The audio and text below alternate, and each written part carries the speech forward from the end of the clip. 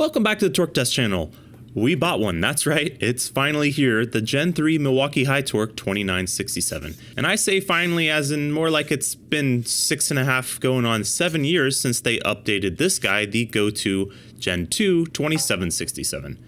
It's the last model in their line of impacts to be updated, and why? Because they haven't really needed to. I'd venture to guess there's enough of these in the automotive trades to outnumber the next closest 5 brands of high torques combined, because it's earned a reputation for being powerful and reliable really early on, and that's made it the de facto yardstick by which you'd compare new impacts coming out to, which we've done as well. But things change. The numbers this thing has hit on our dyno has come again and again under attack and overshadowed by later introductions from basically every brand. And their once famed reliability they put into question by making a H96B revision that was, well, I don't know how else to say it, let's say a more budget-friendly design when it comes to the internals that made it a much less durable tool.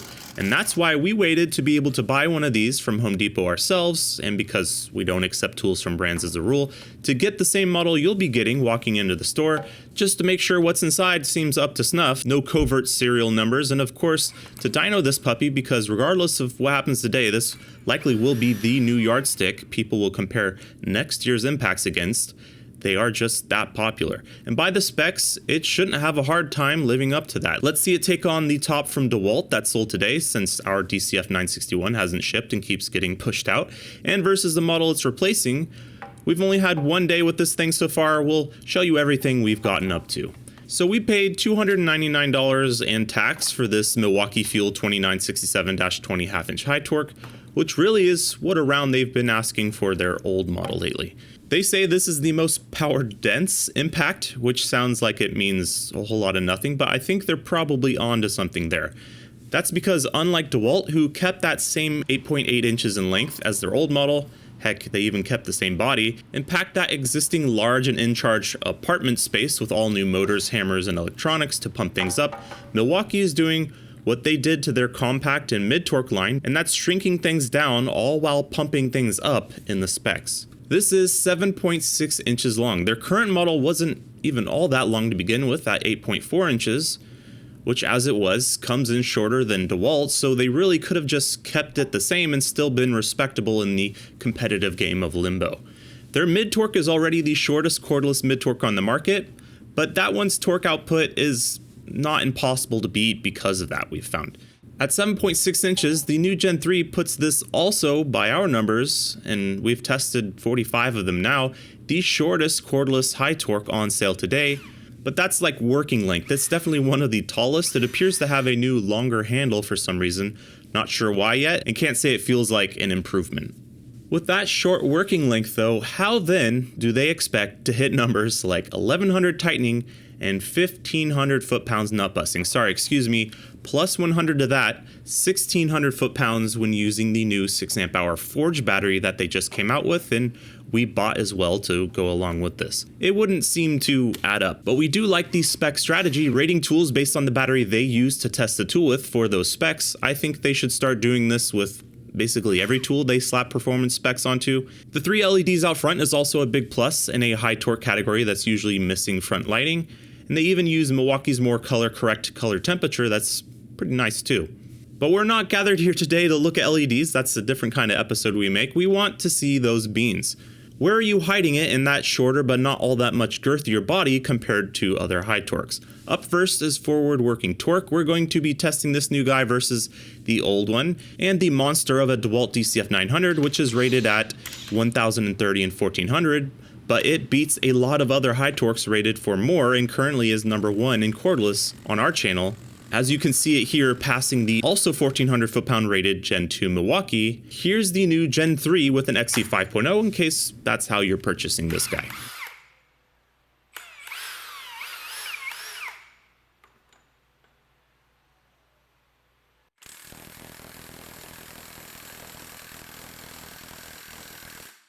$646 matching the DCF900 within 1 foot-pound, but also the curve says she's coming out the gate quick, and that's with an XE 5.0. Here's with the Forge that they also kit this tool with. Let's see it.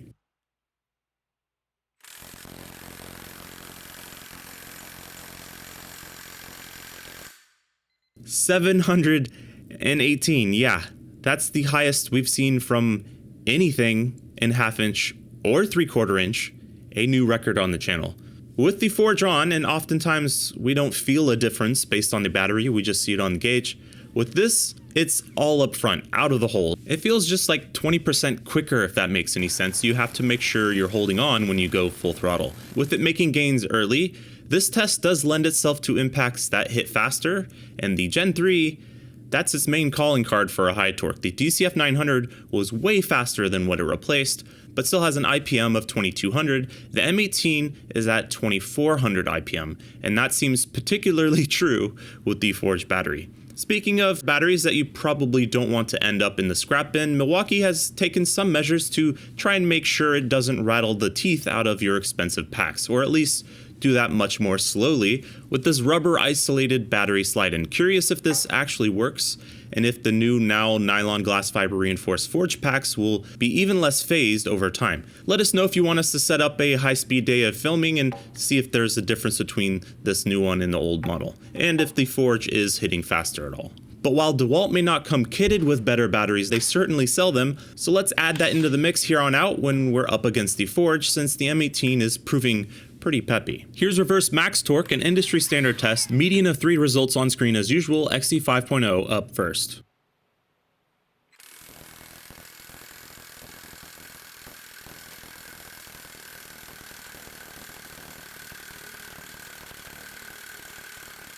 $806 over $799. Nice. The red tool sees the biggest difference on stuff 400, 500, 600 foot-pounds worth of tight, but up top where progress is harder earned, it's getting much closer. We're curious if the Gen 3 can keep this up, because faster impacts usually means smaller spring or hammer, which usually hurts peak potential. And when we're talking peak potential, here's that forged battery. The DeWalt's results now updated with their pouch pack, the 5 amp hour power stack.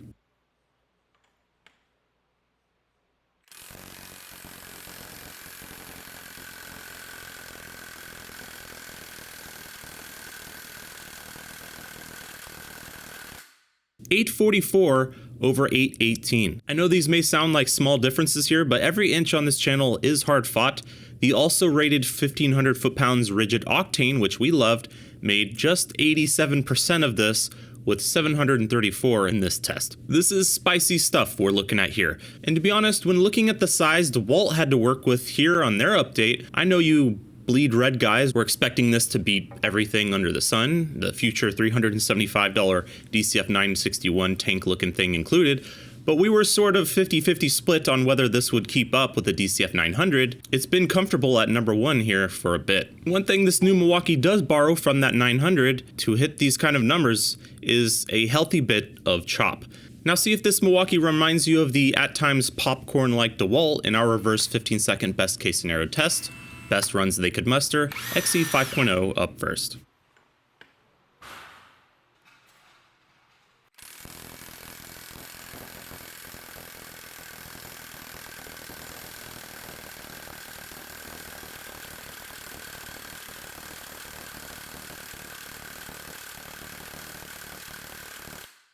$891, a bit wiggly on the data from some lively action, but still making the difference up top where it matters in a bind, and knocking on the door of 900 now. Let's see it shatter that with the forged DeWalt's numbers now with their power stack.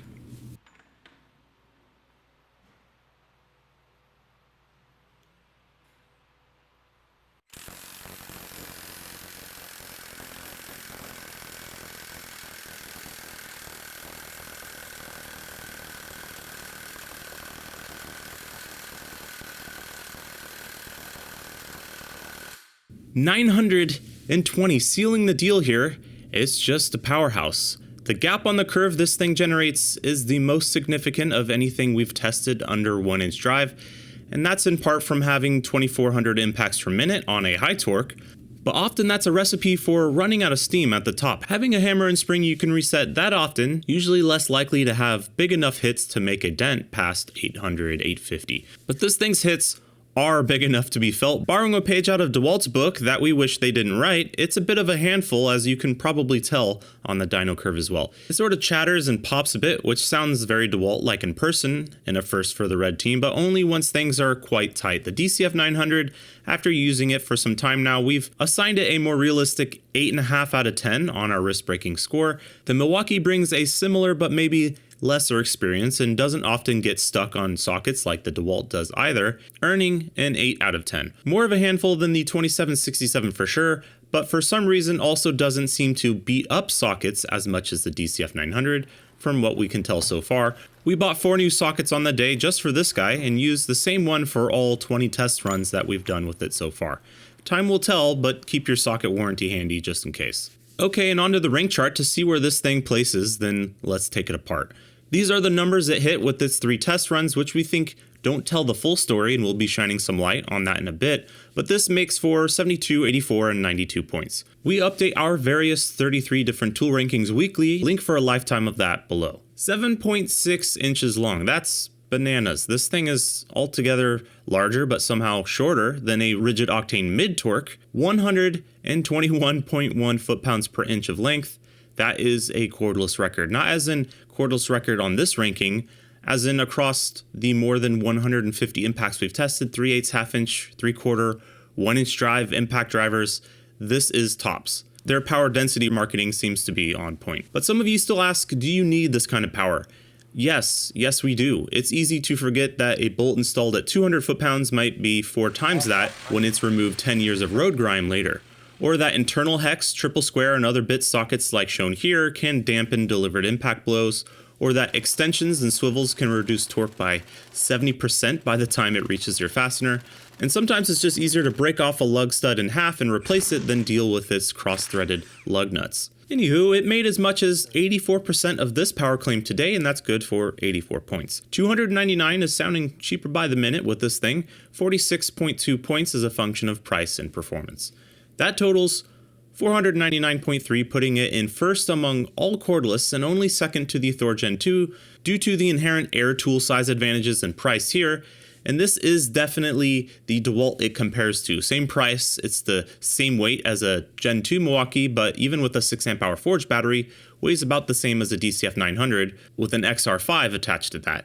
But even these crazy numbers don't tell the full story. If you want to ignore our metric that includes size and price and torque claims, which we encourage doing that as well, head on over to our average power ranking, just torque per second across the run averaged, just pure beans, that's 751 foot-pounds per second. The last one made 629 with an HD 12.0.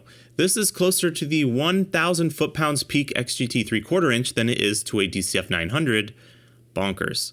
Now, high IPM does seem particularly suited to fresh and lubricated fasteners like us tool tubers use to measure things, so interested to see how it does in the day-to-day and feedback from you guys who are fighting rust. It is worth keeping in mind that the DeWalt made its best numbers in forward, so if you were missing seeing the DCF900's, 900 numbers, that's what this yellow in forward versus red in reverse looks like. The DCF goes into the 900s with a 6 amp hour XR, and even further into them and atop the M18 a bit with a 9 amp hour flex volt in forward. But the gap you're seeing here still makes for this kind of difference averaged out, which is hard to believe. But we have one more test in store for the Milwaukee, and that's build quality. Are these like the last time they made a new high torque, taking some shortcuts without you knowing before you drop the coin on one of these? We're going to start like a pro-con list based on what you can see here. The threads on these screws were almost finger tight, so that's not great. But the body is nylon and fits pretty dang tight even without the screws, and the hammer case ones do have Loctite, so that's good. Opening this thing up, you'll see larger gauge wires leading to the motor than the 2767 uses. You got 2 large capacitors, 3 total here, and down here even the modes board has this rubber isolator that it's mounted into. The battery slide-in is mostly plastic with a couple rubber thin bumpers, but the whole assembly is mounted, located within the body of this tool with 2 rubber posts. They're like medium soft durometers, so this whole tray isn't really screwed in like the Gen 2's is. It floats on these rubber posts that are located within the housing. And there does seem to be a whole lot of lack of electronics here at the bottom that there usually is. Instead, they've got the bulk of the brains, basically the entire PCB, located here in the handle. Potted into this cast aluminum, probably smart to move the brains of your tool away from the beating that the base and battery receive to where your own meat mitts are dampening those vibrations. This must be also why the new handle is longer, to fit those components in the middle of the tool now, or at least that's what we assume. The hammer case is located within the body with a large aluminum lug that's through bolted, which is a better design we think than the small steel pin that TTI has used on all of their high torques up until now. And that hammer is driven by the smallest looking brushless motor yet. This thing is about 8mm thinner than the 2767 with larger wires going to it. Not sure how they pull off the sauce this thing is making then. Let's check out that hammer assembly. Delrin thrust bushing and steel nose anvil bushing, that's good stuff, but pretty normal. Okay, and so the planetary gears, their previous revisions' Achilles heel, these have, and we love to see it, returned to having captured axle pins. Those planetary gears now being mounted in double shear, supported on both sides, with this wear plate on top, and this hammer spring looks about normal, nothing crazy, which explains that high IPM. The hammer is good size though, and this is a new anvil dog design they're using here as well. But let's weigh this assembly. We've seen some pretty massive gains by swapping the 2 pound 4.5 ounce Gen 2's assembly into the 2 ounce lighter hammer rigid high torque, and the Gen 3 measures just 2 pounds 4 ounces, so ½ ounce lighter, but you'll notice this is missing that bearing on top. Just a wear plate here. This is because the bearing they're now using is a needle roller thrust bearing, which is located inside the tool, which makes some sense for the spring forces this sees. It makes for a lighter tool overall and a lighter hammer assembly, shaving 2.5 ounces off of this particular one by not pressing a bearing on the end of it.